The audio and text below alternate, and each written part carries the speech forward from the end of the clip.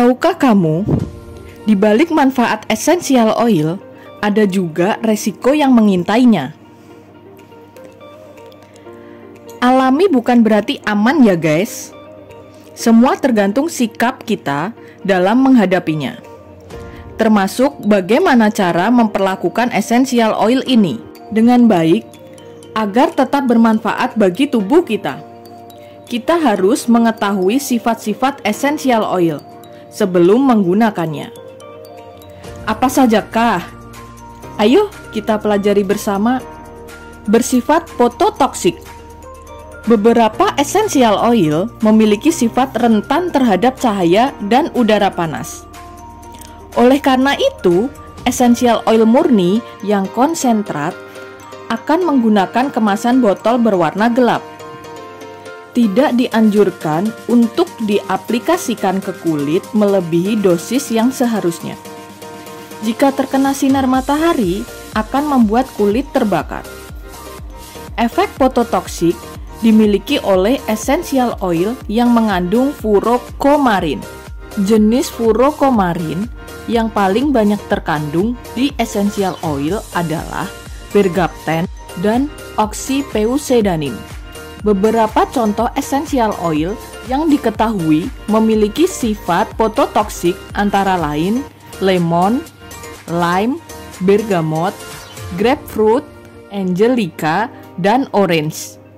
Mudah teroksidasi dan menguap. Essential oil dapat teroksidasi dan menguap, tergantung karakter dan jenis essential oil tersebut. Oleh karena itu, essential oil dikemas menggunakan botol yang berukuran relatif kecil, antara 5-20 ml. Memiliki efek yang kuat.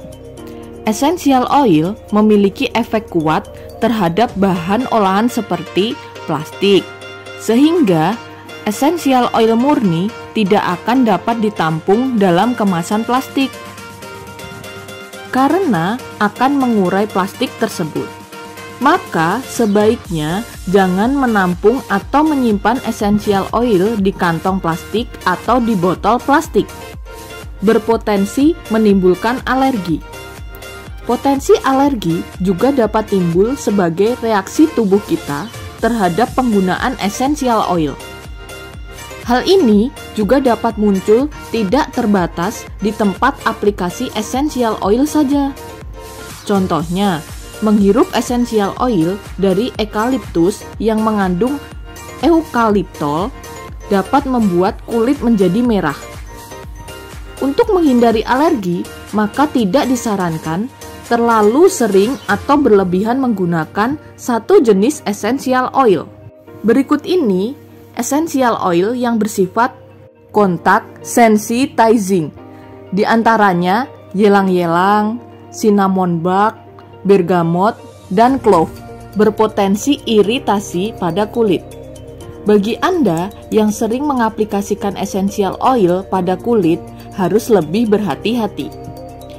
Beberapa essential oil bersifat panas. Ini akan memicu iritasi pada kulit Anda atau bahkan terbakar.